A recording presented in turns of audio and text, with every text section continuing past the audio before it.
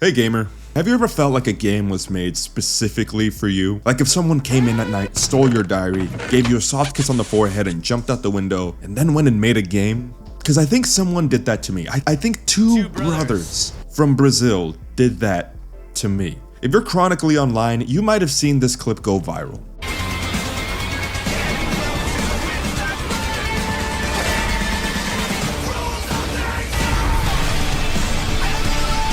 Or this one. Or this one. Have you ever wanted to know how to kill a 200-foot high dump truck using a chainsaw sword?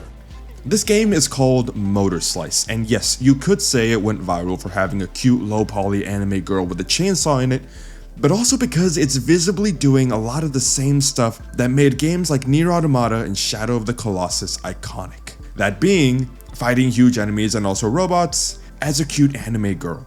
This is Slicer P.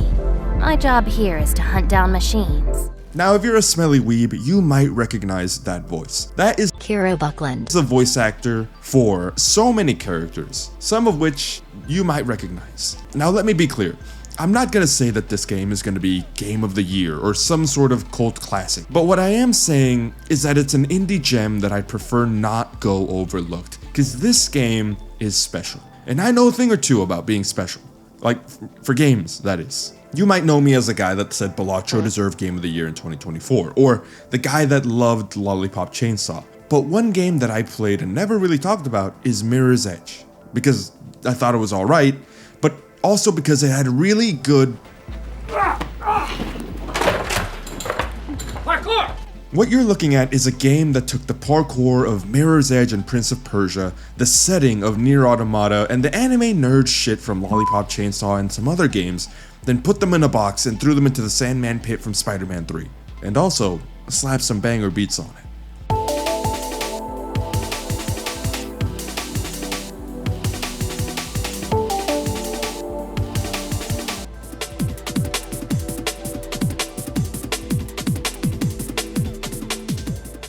Now look, I'm talking high praise, and I want to temper those expectations a bit, because then you'll call me stupid and a sellout and a fraud, and while I am many of those things, I'm not a liar.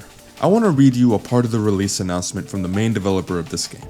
I hope you enjoy the game. It was made with so much love for Prince of Persia fans that got tired of waiting for a new entry, for Mirror's Edge fans who want a world with a striking atmosphere, for Shadow of the Colossus fans who have been wanting to scratch that itch for 20 years, for Nier fans who want a hot girl killing robots, I really hope you enjoy. Now here's the thing, this is the second game from the developer Regular Studios, two brothers from Brazil, but this is the first game of theirs that's ever come across my desk, and in case I haven't gotten this across, it's kinda gas. Kinda. The intro to this game is a bit slow, and the pacing is a bit off. Environments can seem sparse, uninteresting, and sometimes a bit confusing to navigate. No, I don't need yellow paint, I just want to know which way is progress and which way is optional collectibles.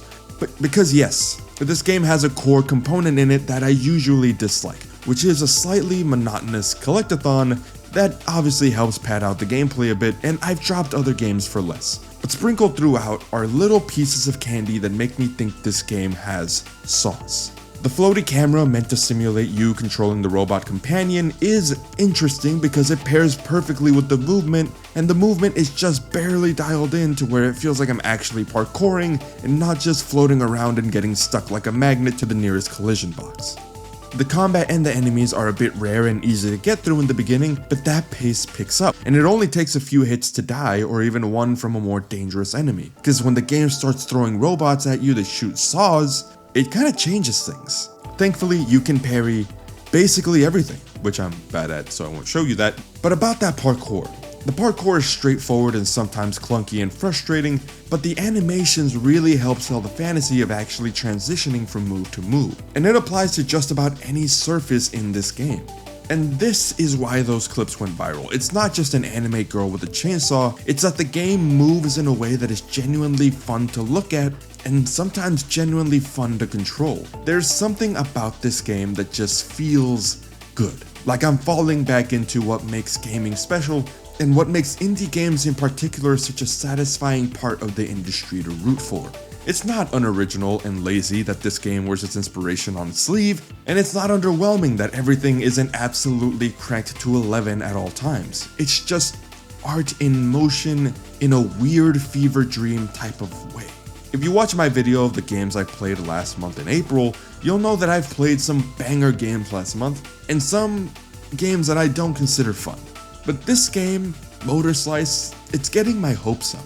And while I wish I could say more, I feel like this is the kind of game that you just have to get your hands on and see if you connect with. It's kind of like a weird Avatar braid connection thing, because for all the praise I'll give it, I did have some moments, like trying to time some jumps where I say, fuck this game. And no, I don't work at Kotaku, I know what I'm doing, kinda.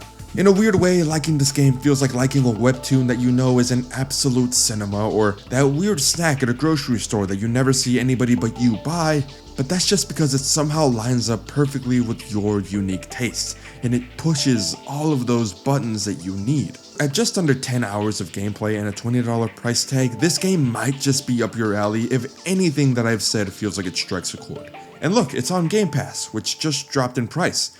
So you literally can try it for quote-unquote free, and if you did buy it and you don't like it, then refund it before the 2 hours on Steam run out and come call me a liar. But if it's just alright and you have a decent time with it, you at least supported a class act of indie development. But if it does connect, if you're the person that's diary got stolen by 2 Brazilian brothers who made a game specifically for you, then you're probably in for a solid treat. Not the very best that the industry has to offer, but a solid indie game. And to the brothers that made this game, I wish you all the best, and I'm excited to see what you do next. But hey, that's enough out of me. Let me know. Have you ever heard of this game? Are you gonna check it out? Do you like what it's doing? And if not, why?